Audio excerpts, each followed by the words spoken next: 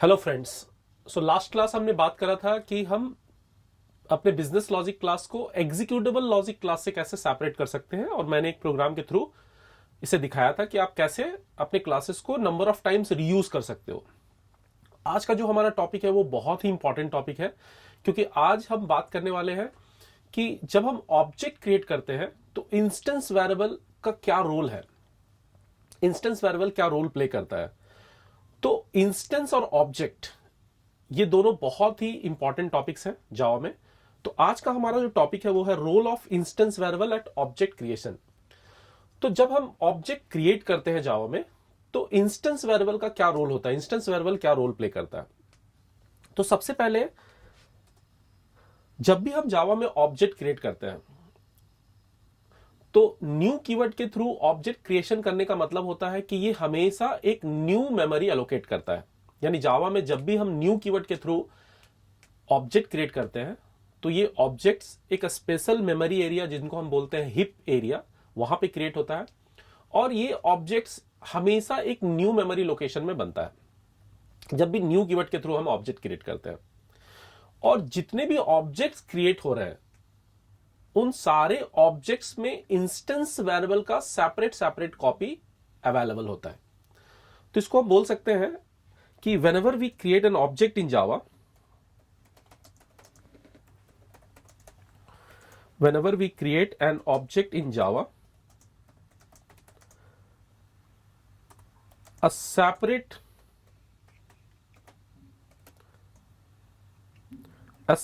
copy of all the instance variables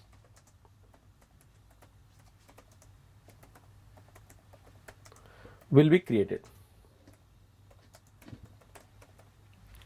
तो क्या मतलब हुआ इसका कि जब भी हम जावा में ऑब्जेक्ट्स क्रिएट करते हैं तो वो ऑब्जेक्ट्स के वो नए नए ऑब्जेक्ट्स में सेम इंस्टेंस वेरिएबल का मल्टीपल कॉपीज बनते जाता है।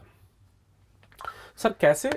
तो देखिए, इसको अगर हम एक प्रोग्राम के थ्रू समझना चाहें तो सपोज मेरा यहां पे एक प्रोग्राम है क्लास टेस्ट, और इससे ज्यादा अच्छा होगा कि हम इस प्रोग्राम को डायरेक्टली इक्लिप्स आईडी पे अगर हम लिखें और उसके बाद फिर हम उसका डायग्रामेटिक अप्रोच आपको दिखाएं। तो अगर हम यहां पे प्रोग्राम लिखें, क्योंकि यहां पे मुझे कुछ सपोर्ट्स मिलेंगे खुद ब खुद मेन मेथड जनरेट करने का, और बाद में हम इसको कॉपी कर लेंगे। तो right click on SRC, new package,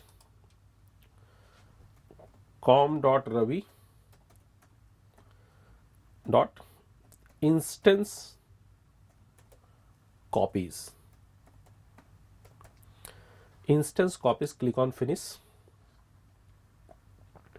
instance copies, right click, new, एक क्लास ले लेते हैं। सपोज मेरे क्लास का नाम टेस्ट है, मेरे पास यहाँ पे सिर्फ एक ही क्लास है टेस्ट, तो यहाँ पर मुझे बीएलसी एलसी सेपरेट करने की जरूरत नहीं। एक सिंपल एग्जीक्यूटेबल लॉजिक क्लास के थ्रू हम एक एप्लीकेशन आपको दिखाना चाहते हैं। तो मैंने यहाँ पे टेस्ट लिखा, मेन मेथड पे मैंने क्लिक करा, यहाँ पे मेरा टेस्ट क्लास जनरेट हुआ। अब पब्लिक क्लास टेस्ट, यहाँ पे मेरा मेन मेथड जनरेट हुआ, ये मेरा टेस्ट क्लास। यहां पर हम एक इंस्टेंस वेरिएबल डिफाइन कर रहे हैं, let's say int x is equal to 10। मैंने एक इंस्टेंस वेरिएबल बनाया int x is equal to 10। अब यहां पे हम क्या कर रहे हैं, यहां पे सपोज मैंने इस क्लास के लिए दो ऑब्जेक्ट्स क्रिएट किए, test t1 is equal to new test, और एक फिर से एक ऑब्जेक्ट क्रिएट किया test t2 is equal to new test. दोस्तों, जब भी हम ऑब्जेक्ट्स क्रिएट करेंगे ये हमेशा न्यू मेमोरी एलोकेशन में क्रिएट होगा। आगे चलकर आगे की क्लासेस में हम इसको हैश कोड के थ्रू आपको दिखाएंगे कि कैसे हैश कोड के थ्रू, हैश कोड मेथड के थ्रू, ऑब्जेक्ट क्लास का हैश कोड मेथड के थ्रू आप इसको दिखा सकते हो। तो जब भी हम ऑब्जेक्ट क्रिएट करेंगे न्यू कीवर्ड के थ्रू तो हमेशा ये हिप मेमोरी ऑब्जेक्ट में बनेगा, हिप मेमोरी में बनेगा, और हमेशा एक नए मेमोरी लोकेशंस में ये क्रिएट होगा। तो यहां पर मैंने दो ऑब्जेक्ट्स बनाए, एक test t1 is equal to new test और एक test t2 is equal to new test. अब सपोज यहां पे मैं x के वैल्यू को प्रिंट करना चाह रहा हूं, तो मैंने लिखा sysout, लेट्स से यहां पे हम क्या कर रहे हैं, यहां पे हम लिख रहे हैं t1.x, और यहां पे इसी चीज को अगर हम कॉपी कर ले, यहां पे हम लिख रहे हैं t2.x।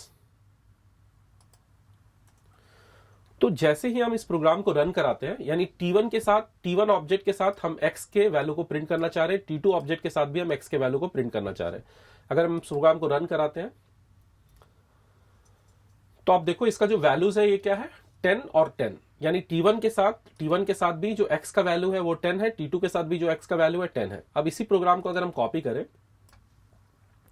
और इसको डायग्रामेटिक अप्रोच से समझने की कोशिश करें, तो ये मैंने यहां पे इसे कॉपी किया, public class test int x is equal to 10, और यहां पे हमने 2 ऑब्जेक्ट्स बनाए। तो होगा क्या, आपके पास 2 टेस्ट का ऑब्जेक्ट क्रिएट हो रहा है। सपोज ये मेरा एक टेस्ट का ऑब्जेक्ट है, अगर हम कलर चेंज करें तो ये मेरा एक टेस्ट का ऑब्जेक्ट है, और सपोज ये मेरा दूसरा टेस्ट का ऑब्जेक्ट है।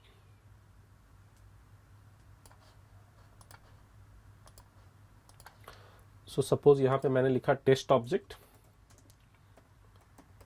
और लेट से ये 2000x मेमोरी एड्रेस में बन रहा है। इसके बारे में भी हम लोग बात करेंगे। जैसे जैसे वीडियोस आगे बढ़ते जाएगा वैसे वैसे सारी चीजें धीरे धीरे हम सारी चीजों को इंजेक्ट करते जाएंगे। और आपसे मेरा रिक्वेस्ट है कि आप पहले मेरी वीडियोस के सीरीज को जरूर देखें, क्योंकि हम एक सीक्वेंस को फॉलो कर रहे हैं। तो अगर आप वीडियो 1 देखेंगे तभी जाकर आपको वीडियो 2 समझ में आएगा। तो आप वीडियो को मिड से ना देखें, you just follow one sequence, because सारे वीडियोस जो है वो इंटरलिंक्ड है।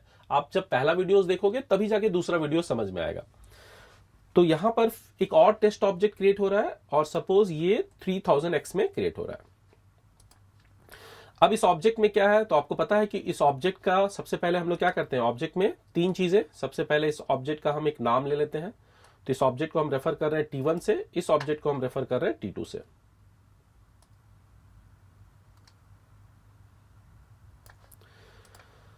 तो यहां पर ये ऑब्जेक्ट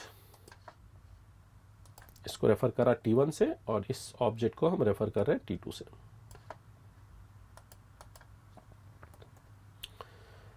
यहां पे जो मेरा वेरिएबल है वो क्या है, x, और इसका इनिशियल वैल्यू क्या है, 10। x इज इक्वल टू 10, और यहां पे भी x जो कि इसका इनिशियल वैल्यू क्या है, 10। तो ये 2 सेपरेट मेमोरी लोकेशंस बन रहे हैं, एक 2000x पे और एक 3000x पे। 2 सेपरेट मेमोरी लोकेशंस बन रहे हैं, और उन दोनों सेपरेट मेमोरी लोकेशंस में मेरा 2 अलग अलग x वेरिएबल बन रहा है। यहां पर एक x वेरिएबल बन रहा है, x वेरिएबल बन रहा है जो 2000x ऑब्जेक्ट के साथ है, और एक x वेरिएबल यहां पे बन रहा है जो 3000x के साथ है। अगर आप इस डेफिनेशन को देखो, whenever we create an object in Java, of course by using new keyword, a separate copy of all the instance variables will be created। तो यहां पर 2 ऑब्जेक्ट बनाने का मतलब 2 सेपरेट इंस्टेंस वेरिएबल्स बने हैं। एक instance variable x is equal to 10 t1 object के रेफर से बना है, यानी t1 ऑब्जेक्ट उसको रेफर, t1 रेफरेंस वेरिएबल उस ऑब्जेक्ट को रेफर कर रहा है। और ये जो दूसरा ऑब्जेक्ट बना है इसमें भी एक x का वैल्यू है जिसकी इनिशियल वैल्यू 10 है, और इसको कौन रेफर कर रहा है, इसको रेफर कर रहा है t2। तो जब हम t1.x प्रिंट कर रहे हैं तो ये t1.x क्या प्रिंट कर रहा है, ये t1.x प्रिंट कर रहा है 10, और जब हम t2.x कर रहे हैं तो ये t2.x, यहां से जो ये t2.x है ये किसे प्रिंट कर रहा है, ये भी प्रिंट कर रहा है 10। यहां तक कोई दिक्कत नहीं, यहां तक हम समझ चुके हैं चीजों को। अब हम इसको प्रूफ करने के लिए कि रियली 2 कॉपीज बन रहा है या नहीं, रियली t1 के साथ एक x का कॉपी और t2 के साथ एक x का कॉपी बन रहा है या नहीं, इसको प्रूफ करने के लिए हम क्या कर रहे हैं, इसको प्रूफ करने के लिए हम यहां पर एक कोड लिख रहे हैं। देखिए t1.x का क्या मतलब हुआ, t1.x का मतलब हुआ कि हम इस x वेरिएबल को रेफर कर रहे हैं। t1.x मतलब हम इस x वेरिएबल की बात कर रहे हैं। t2.x मतलब हम ये 3000x मेमोरी लोकेशन पे जो बना है उस x वेरिएबल की बात कर रहे हैं। तो यहां पर मैंने लिखा t1.x मतलब हम t1 वाले x की बात कर रहे हैं, और इस t1.x के पहले मैंने कर दिया प्लस t1.x। प्लस t1.x मतलब t1.x जो है वो 10 वैल्यू को शो कर रहा है, और ठीक उसके पहले अगर हम इंक्रीमेंट ऑपरेटर लगा दें प्लस t1.x, तो जो वैल्यू मेरा 10 था वो बढ़कर कितना हो जाना चाहिए, वो बढ़कर हो जाना चाहिए 11। तो यहां पर ये जो मेरा 10 है,